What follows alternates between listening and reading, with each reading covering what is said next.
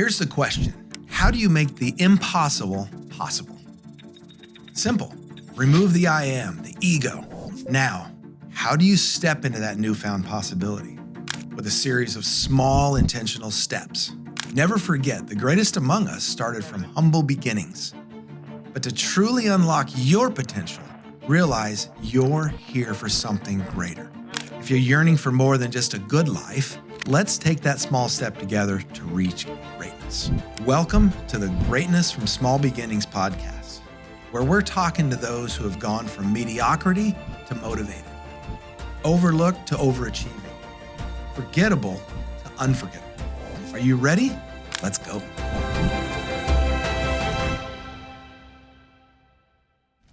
Have you ever felt like, really don't want to do this? Okay, it's not that I don't want to do this. It's just I hadn't refined the subject as well as I had hoped.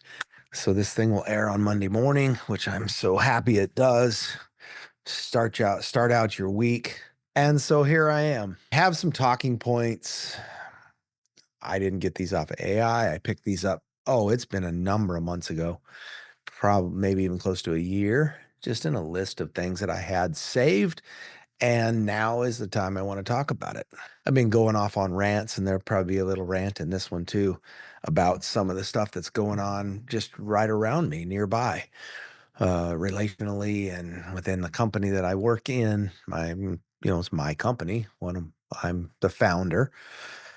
But nonetheless, the frustrations abound. That being said, welcome.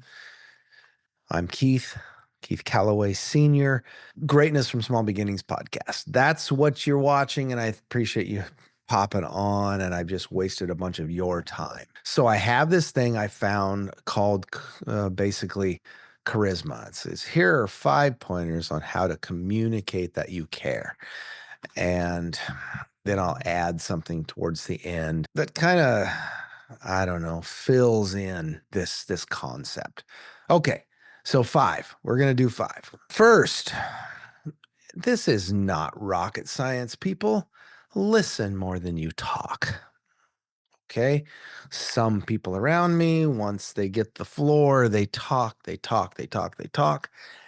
And somehow they just have this in their mind that their talking is worth more than anybody else's. And, it's not that it's bad. It's just that what I found is that the person will often repeat in a little different tweak, a little different context, something when a point's trying to be made as if to prove. And it's like, but is that necessary? Okay. So the main way to prove to someone's heart, rather their ears and their stubborn head, is to listen more than you talk. So it's how you care. It's the charisma that kind of comes through that helps people. And then the postscript under that, nothing communicates care like sincerely listening to someone. It shows that you think what they have to offer is valuable. And that's key. That's what it says. I recently saw Jordan Peterson in person, and that was pretty cool. Got to meet him. He doesn't know me from Adam, but I shook his hand, got a picture with him, which was kind of cool. One of the things he said in the talk that he did, one of the main points he made is that when you're talking to somebody, you should enter the conversation with the assumption that that person knows something about the subject more than you know. And in some cases, that's not completely true, but that doesn't mean they can't offer an additional perspective, right? So that's a really good point, is that if you're going to find out what they know, then you need to listen. Bottom line. Second, ask lots of questions. How are you going to find out what they know about the subject, or that's going to bring you value from them, whether or not they create the entire value on the situation or not? What is the thing that is going to give value? Well, it's asking questions that bring the value out of them. Because often we as people, we get stuck in thinking a certain way and then communicating just that way and then being that way and then doing in reflection on the things we think and be. And what we need to do instead is to broaden that to ask questions to find out literally more about the subject.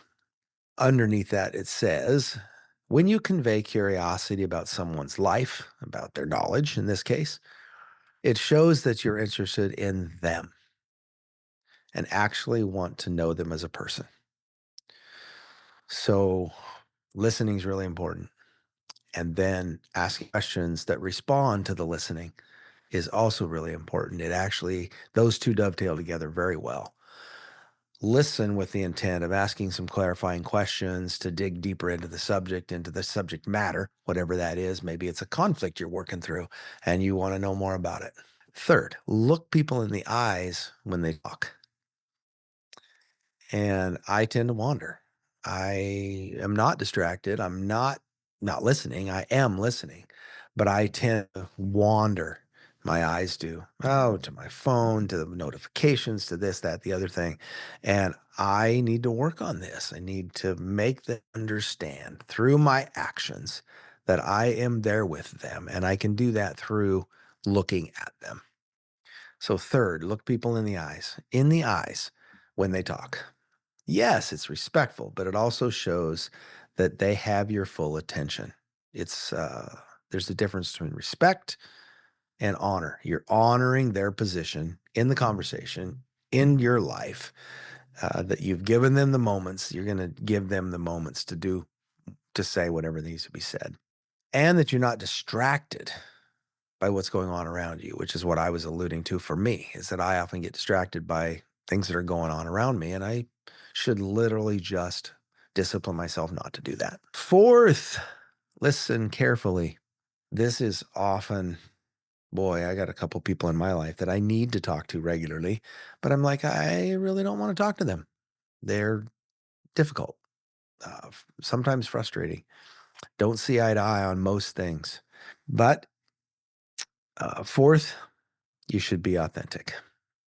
A surefire way to convey charisma is when you're talking to a large audience of people is to be quick to talk about your own failure and slow to talk about the failures of others.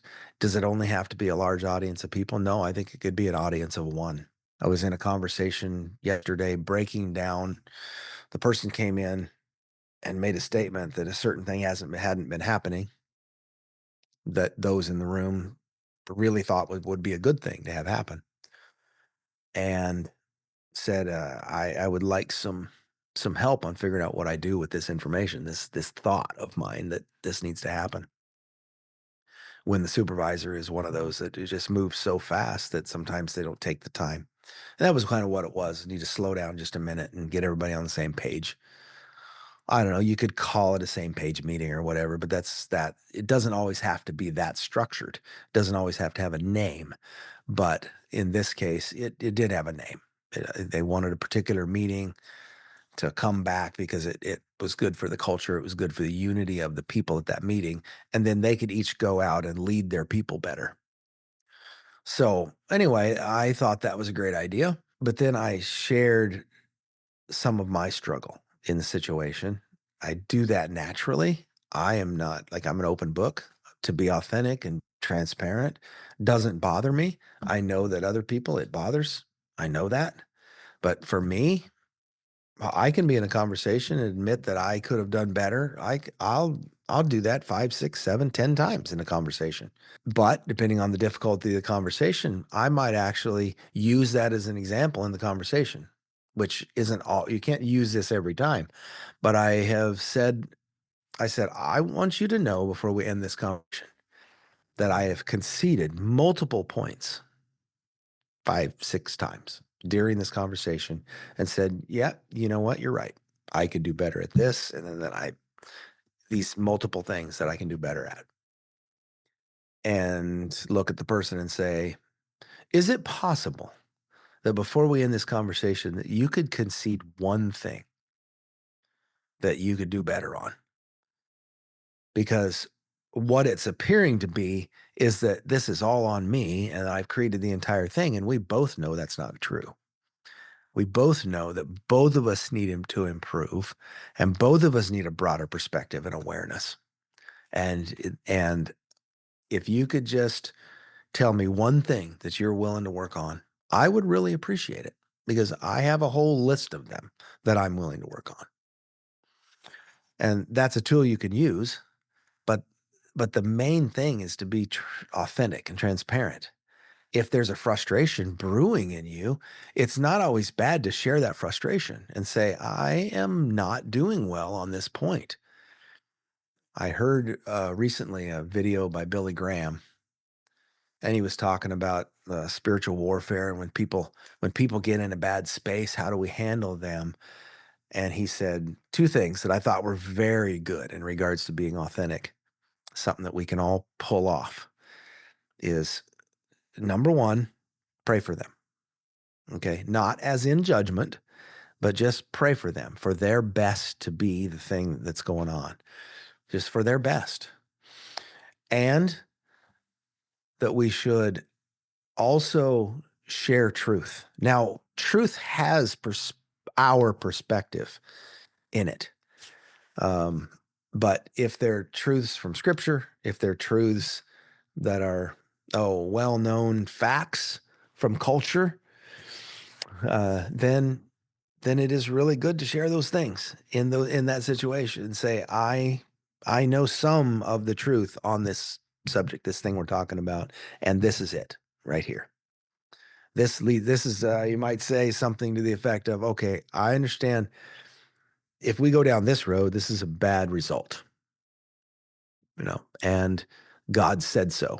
In scripture, this is what it says. A fool does these things, and it looks like we're headed to that. Then we don't need to do that. So use truth that's inherent from God, truth that's inherent, that is in scripture, truth that comes from higher sources.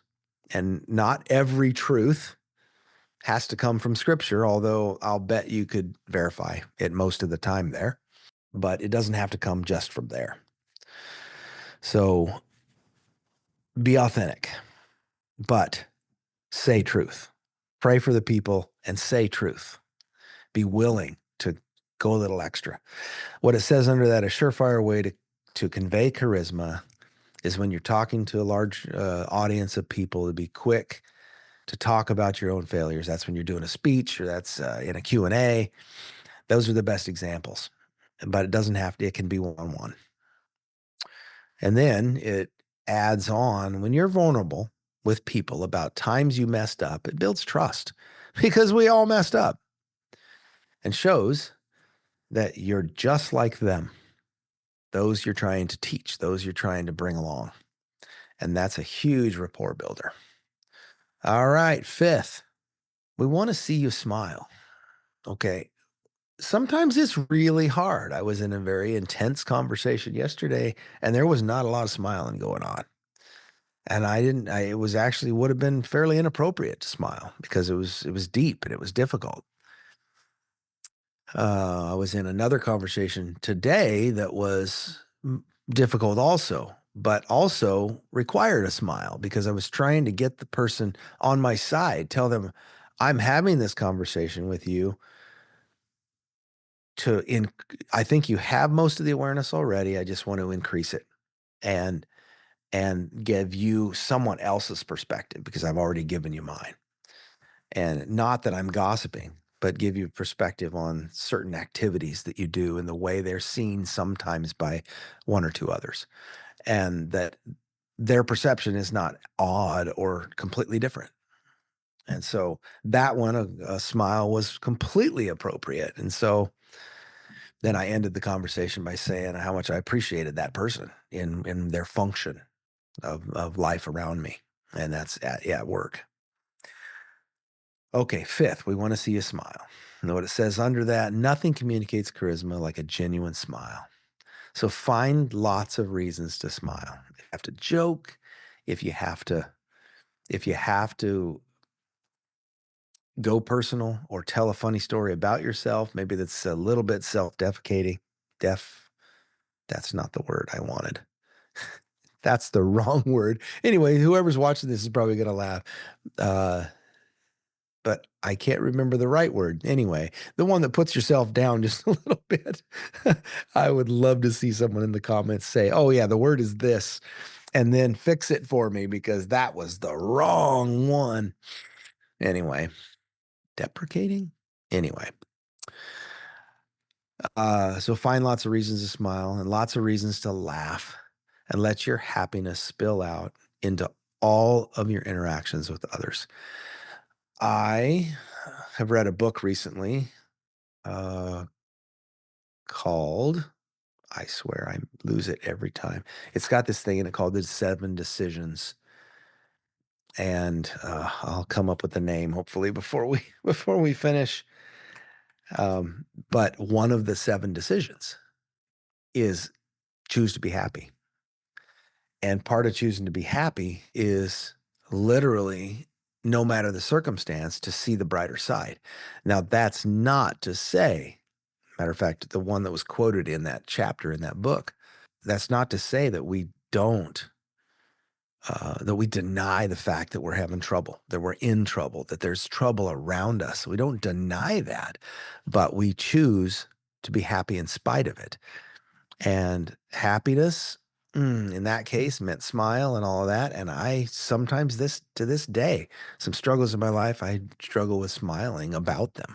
Find lots of reasons to laugh, to smile, find lots of reasons to laugh, and let your happiness spill out into all of your interactions with others, and that is a good thing. We have a lot of banter amongst the team that I work closely with at work, and some of that is being silly and teasing each other, and that is actually super enjoyable for all concerned.